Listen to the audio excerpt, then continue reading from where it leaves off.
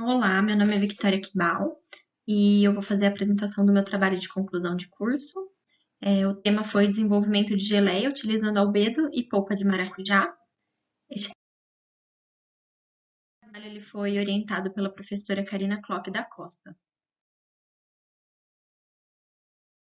O Brasil ele é o maior produtor e consumidor de maracujá do mundo e essa produção ela tem aumentado bastante nos últimos anos. A parte mais utilizada do maracujá nas indústrias é a polpa, que é utilizada para a extração de sucos. A polpa ela representa cerca de 40% do fruto, da fruta, né, do maracujá, e as cascas e sementes são descartadas. Esses resíduos sólidos, eles geram um problema grande no ecossistema se elas não forem aproveitadas ou descartadas da maneira correta. A casca do maracujá representa de 40 a 50% do peso total da fruta e ela possui propriedades funcionais. O mesocarpo, que também é chamado de albedo, é aquela parte branca da casca que dá para ver na imagem que está na tela, e ela é rica em pectina. A pectina, ela é muito utilizada na indústria de alimentos como gelificante e estabilizante. O objetivo geral desse trabalho é que, visando uma alternativa ao descarte da casca do maracujá, utilizar, né, o albedo do maracujá para a produção de geleias e verificar a aceitabilidade a partir da pesquisa de intenção de compra e avaliação visual. Os objetivos específicos foram comprovar que as geleias produzidas com albedo precisam de menos açúcar em sua formulação, pois elas gelificam de forma efetiva por conter a pectina no albedo, comparar as formulações utilizando albedo e com a geleia convencional e verificar a influência da utilização de sementes para a aceitabilidade do produto. E, por último, analisar os dados de sólidos totais, pH, análise visual e intenção de compra das geleias produzidas. Para conseguir fazer um estudo comparativo entre as geleias, foi definido 3 tratamentos e as geleias preparadas foram chamadas de GM1, GM2 e GM3. Antes de utilizar o maracujá, eles foram passados por um pré-tratamento que consistiu na lavagem com água corrente, imersão em solução clorada e depois mais uma lavagem em água corrente. E os potes também utilizados para geleia, eles foram lavados e esterilizados antes do uso.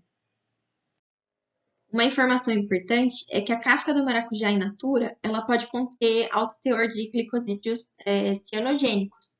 Então, é de extrema importância o cozimento da casca para a utilização do albedo, pois muitas pesquisas demonstram que o cozimento ele vai reduzir o nível desses compostos. Agora eu vou falar sobre o preparo da geleia GM1 e GM2. Elas foram obtidas a partir do mesmo processo, a única diferença é que a GM2 foi adicionado semente no final. Para separar a polpa da semente, foi fervido, né, a polpa com a semente por 10 minutos e depois coada. As sementes foram então separadas e reservadas para colocar no final do processo. As cascas, elas também foram submetidas ao cozimento em panela de pressão por 30 minutos e em seguida o albedo foi separado da casca. Nas imagens que estão no slide, é possível ver a casca antes, né, do cozimento e depois durante a extração do albedo.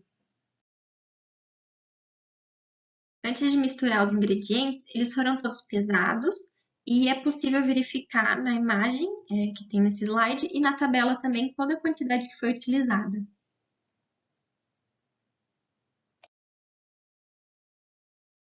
O albedo e a polpa sem semente, eles foram batidos no liquidificador até formar uma pasta homogênea, que dá para ver na figura que tem nesse slide.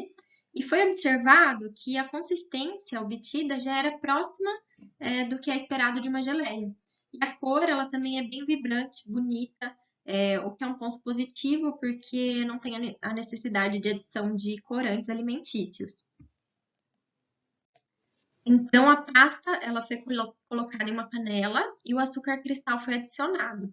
Depois, a mistura ela foi levada a fogo médio por aproximadamente 20 minutos até dar o ponto de geleia.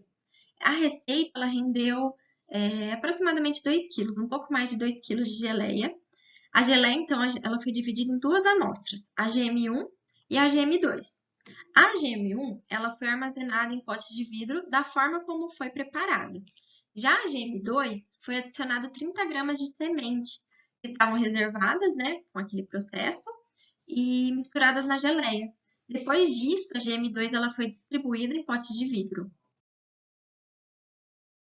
Agora eu vou falar sobre a GM3. Essa geleia ela foi preparada sem utilizar albedo. O intuito foi realizar a comparação, né, entre as geleias produzidas com albedo, que foram a GM1 e GM2, e com essa geleia, que é a GM3, que ela foi preparada somente com polpa de maracujá, com sementes, né, não foi feita a separação, açúcar cristal e água. É uma receita mais tradicional de geleia. Na figura e na tabela que estão disponíveis nesse slide, é possível verificar os materiais que foram utilizados na receita, a quantidade também. Os ingredientes eles foram todos misturados em uma panela e levados a fogo médio. A geleia ficou em fervura por cerca de 25 minutos até dar o ponto desejado de geleia. Ela rendeu 507 gramas. Após o preparo, ela também foi distribuída em potes de vidro. Após o preparo das geleias e o envase delas, foi esperado que elas esfriassem e foi iniciado algumas análises nessas geleias. Uma dessas análises foi sólidos totais, que é realizada a partir de um equipamento refratômetro. Essa análise ela é dada em grau Brix. Essa análise ela indica, né, a quantidade de açúcar mesmo que tem na geleia. E de acordo com a legislação brasileira das geleias de fruta, o teor de sólidos solúveis totais mínimos, né, para uma geleia comum, tem que ser 62%. As geleias GM1 e GM2, elas apresentaram o grau Brix bem abaixo, né, bem baixo e abaixo da especificado pela legislação. Isso é totalmente coerente com seu preparo, porque foi realizado com uma quantidade bem menor de açúcar, né, quando comparado com a GM3, e esse resultado já era esperado. Então, pela legislação, as geleias GM1 e GM2, elas não atendem, né, a quantidade mínima de sólidos totais para se classificar como geleia comum. Entretanto, elas se aproximaram a resultados verificados em geleias produzidas com redução de açúcar, que foram analisados em outros estudos. Outra análise que foi realizada foi a análise de pH. Tem-se que o pH final de uma geleia deve ser entre 3 e 3,2. A GM1 e GM2 elas apresentaram um pH ótimo, atendendo essa especificação, e a GM3 ela apresentou um pH muito abaixo, né, do ideal. A ideia inicial era prosseguir com uma análise sensorial das geleias, né, para ter um comparativo de sabor, odor, textura. Entretanto, devido à pandemia e seguindo os protocolos, né, do Covid, não foi possível seguir dessa forma. Então, foi realizada uma pesquisa de avaliação visual e intenção de compra, porque a gente tem que, no mercado, numa prateleira, muitas vezes a gente vai comprar pelo visual. Esse formulário ele foi criado a partir do Google Forms, e nesse formulário tinha as figuras que estão disponíveis nesse slide, e tinha também essa tabela de avaliação. Foi solicitado para que os participantes eles avaliassem o aspecto visual, seguindo essa tabela de avaliação e as fotos que estavam disponíveis. E por último, foi solicitado para que eles escolhessem uma única geleia, ou nenhuma, como intenção de compra. E também foi solicitado o motivo, né, da escolha. O formulário ele foi preenchido por 127 participantes de diversas idades, e sendo que todos, né, foi filtrado que todos gostam de maracujá e de geleia. 63% dos participantes foram mulheres e 37% homens. A geleia GM2, ela foi a que obteve maior aceitabilidade, apresentando 48,8% resultados gostei, 34,7% de resultados adorei, e ela foi a única que não teve nenhuma avaliação odiei. A GM2 também foi a mais escolhida como intenção de compras. 52% dos participantes escolheram ela como intenção de compra. E foi avaliado, né, os motivos para a escolha das geleias, e foi possível, né, verificar que a presença de sementes ela foi decisiva para a maioria das pessoas. A falta de geleia de sementes desagradou, assim como o excesso de sementes também desagradou. A GM2 foi a geleia que mais agradou por ter esse equilíbrio, né, de quantidade de sementes, que não foi muito exagerada, e o aspecto também, que alguns comentaram que a GM1 e GM2 tinham um aspecto mais pastoso, mas na GM2 ela quase passou desapercebido por conta das sementes. E algo muito interessante também que foi notado é que o mesmo motivo que agrada a um desagrada a outro. Então, tem que ser definido, né, um público-alvo para desenvolver essa geleia para mercado. Finalizando o trabalho, vou apresentar agora as considerações finais. A partir do estudo que foi desenvolvido e apresentado, foi possível concluir que a utilização do albedo do maracujá é uma alternativa ao seu descarte. Então, é uma boa solução, né, para reaproveitar os resíduos da indústria. Pela observação dos resultados de sólidos solúveis, para comercializar GM1 e GM2 seria necessário um maior estudo sobre a legislação, porque como elas estão abaixo do especificado, seria necessário definir, né, a forma correta de classificá-las.